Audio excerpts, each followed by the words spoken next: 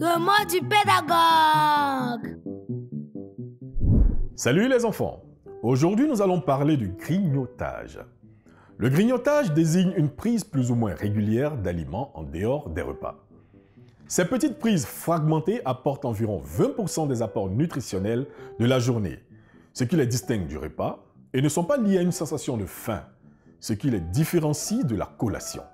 Alors ne faites pas comme Minali, qui grignote en classe en laissant traîner les emballages malgré la mise en garde de son institutrice. Le grignotage peut avoir des effets délétères sur la santé, étant donné que ce qu'on grignote est gras, sucré et donc calorique. Les 20% qui se rajoutent aux apports quotidiens vont provoquer une prise de poids qui parfois peut être très importante. Par ailleurs, grignoter n'est pas très bon pour les dents. À la moindre prise alimentaire, les sécrétions acides présentes dans la salive attaquent l'émail dentaire et augmentent les risques de caries. Chers parents, dans la petite enfance, le corps grandit très vite. Le comportement alimentaire adopté au début de la vie peut avoir des conséquences sur le long terme. Un enfant en surpoids est susceptible de le rester à l'âge adulte.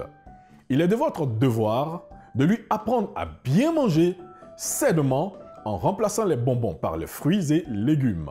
Il est aussi important d'établir un emploi du temps journalier pour les repas et collations afin d'éviter qu'il développe cette envie d'avoir toujours quelque chose sous la dent à tout moment, comme le fait Minali. Chers enfants, je vous invite à suivre ces conseils car il y va de votre santé. On se dit à la prochaine!